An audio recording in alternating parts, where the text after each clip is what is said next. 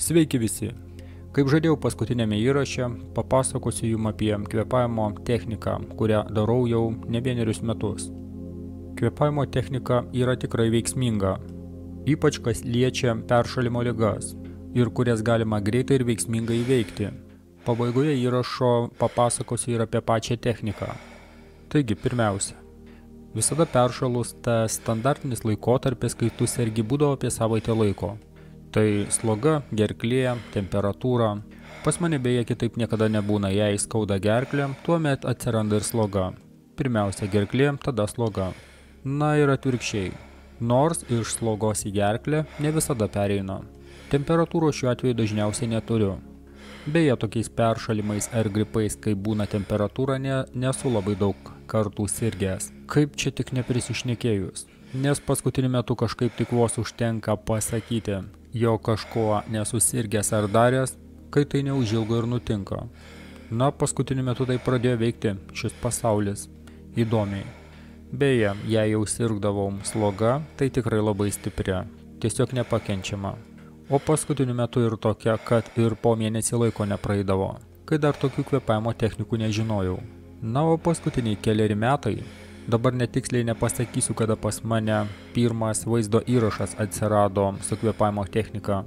Tai yra Vimo Hofo ledo žmogaus kvėpavimo technika.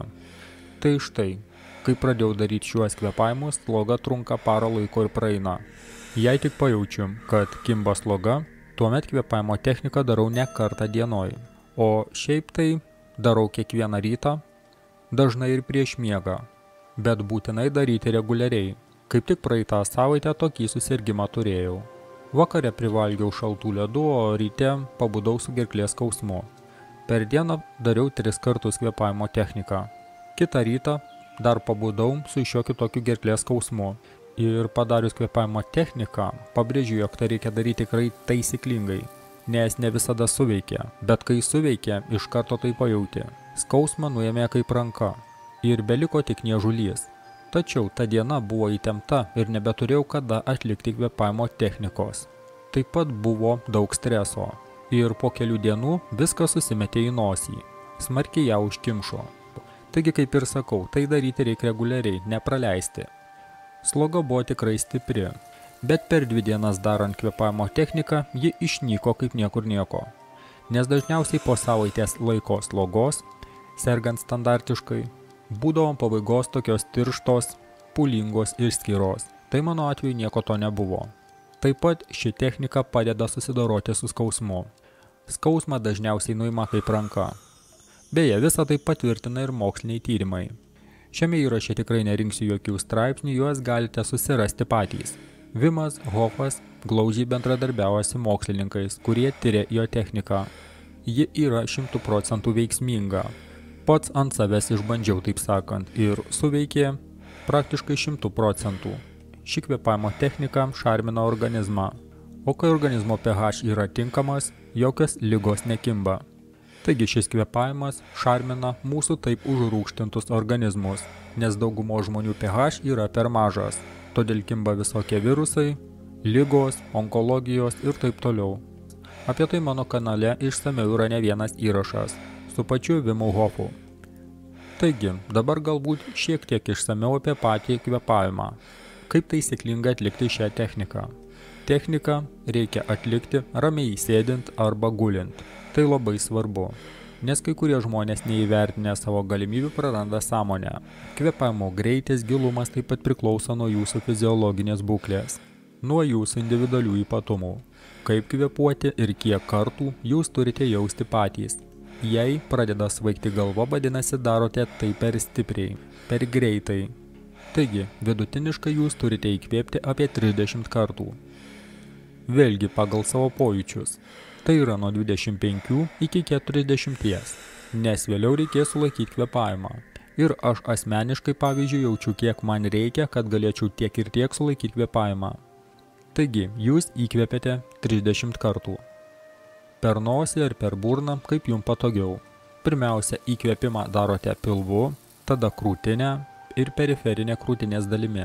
Tai yra gilus įkvėpimas. Tada iškvėpėte be jokių pastangų. Laisvai paleidžiate orą iš savęs. Ir taip be sustojimų apie 30 kartų. Patyrę šį kvėpavimą daro gan greitais ir giliais įkvėpimais. Bet jūs, kaip minėjau, jei neturite patirties, darote pagal savo pojūčius. Jei pradeda stipriai svaigti galva, sulėtinkite tempą. Kai įkvėpėte 30 kartą, tuomet turite iškvėpti orą ir sulaikyti kvėpavimą. Aš užspaudžiu šnerves. Man taip lengviau. Taigi iškvėpėt orą ir sulaikot kvėpavimą. Tai bus pirmas pakartojimas. Sulaikyti kvėpavimą turėtumėte pirmą kartą apie 1,5 minutės. Nieko nemastote, gulite ramiai kaip meditacijoje, nes mintys degina deguonį ir jūs išbūsite trumpiau. Negalėsite taip ilgai sulaikyti kvėpavimo. Išbandyta asmeniškai. Žinoma, turite turėti laikrodį ir žiūrėti laiką. Žinoma, 1,5 minutės tai yra tas auksinis standartas, bet jūs tai turėtumėte daryti pagal pojūčius, nes visi mes skirtingi. Kai pajaučiate, kad norisi įkvėpti, tuomet jūsų plaučiuose dar bus likę šiek tiek oro. Visą tą orą iškvėpėte iki pabaigos, kad plaučiai liktų visiškai tušti ir dar laikote kiek galite. Taip jumyse sukils adrenalinas. Dar yra rekomenduojama įtempinėti raumenis nuo kojų iki pat viršutinės kūno dalies. Taip palaipsniui nuo pačios į viršų įtempėte visus kūno raumenis. Tada atsipalaiduojate ir darote įkvėpimą. Įkvėpėte giliai ir sulaikote vėl kvėpavimą bent 10 sekundžių. Galite ir 20 ar ilgiau. Na ir tuomet iškvėpėte ir tai bus kvėpavimo ciklo pabaiga. Vienas pakartojimas. Ir tuomet vėl darote viską iš naujo antrą kartą. Tuomet trečią ir ketvirtą. Taip turite padaryti 4 pakartojimus. Tokius 4 ciklus.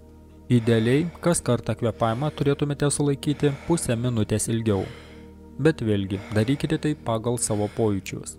Kitas dalykas, kurį pastebėjau. Kažkas organizme pasikeičia, kai kvėpavimą sulaikote netrumpiau 1,5 minutės. Tuomet organizme tikrai kažkas suveikia. Išnyksta skausmas, jei buvo užkimšta nosis, jie atsikemša. Galiu 100% jūs patikinti. Tai veikia. Štai taip trumpai papasakojau jums apie šią kvėpavimo techniką. Galite rasti mano kanale vaizdo įrašą su Vimu Hofu. Ten galėsite tai išgirsti iš jo lūpų. Nors dažniausiai internete jis duoda supaprastintas technikas. Plius čia nekalbame apie šalčio naudojimą, kuris taip pat sustiprina imunitetą. Žinoma, yra ir kitų panašių kvėpavimo technikų ir pagrindas yra kvėpavimo sulaikymas. Apie tai išsamiau dar būtinai padarysiu įrašą. Prie to pačio jums verčiu štai tokį trumpą įrašą. Man buvo 45. Buvau baisiai ligota. Turėjau osteochondrozę, sklerozę, akmenys inkstuose, kankino nemiga, alergijos. Tai darau jau daugybę metų. Kvėpavimo gimnastika. Ryte, kai pabundu, giliai įkvėpiau, pusei minutėje sulaikau kvėpavimą, skaičiuoju iki 30. Tada iškvėpiu. Ir taip darau 20 minučių, 40 kartų. Ką man tai duoda? Tai pirmiausia normalizuojam kraujo sudėtį. Antra, jei turite diabetą, tuomet diabetas praeina.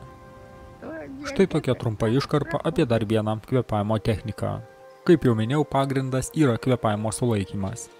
Kodėl? Nes giliai ir tankiai dažnai kvėpuodami iš organizmo jūs pašalinate anglies dioksidą. Kai organizme atsiranda anglies dioksido trūkumas, išsiderina kūno pH. Tai veikia hemoglobiną ir mažiau deguonies patenka į ląstelę, į organus. O tai reiškia, kad kuo giliau kvėpuojate, tuo mažiau deguonies patenka į smegenis, širdį, inkstus ir taip toliau. Todėl giliai kvėpuojant svaigsta galva. Beje, Vimo Hofo kvėpavimo technika skirta sukelti organizmui stresą. Taip yra pakeliamas adrenalinas ir suaktyvinamas imunitetas. Taigi, paradoksas, bet giliai kvėpuojant, atsiranda deguonies badas dėl gilaus kvėpavimo. Ir dėl anglies dioksido trūkumo keičiasi organizmo pH. Kai pH yra rūgštinis, sutrinka organizmo procesai. Paradoksas, bet gilus kvėpavimas priveda prie ligų, o kvėpavimo sulaikymas padeda sureguliuoti pH pusiausvyrą. Bet išsamiau apie tai, draugai, galbūt kitą kartą. Dėkui, kad klausėtės. Iki greito.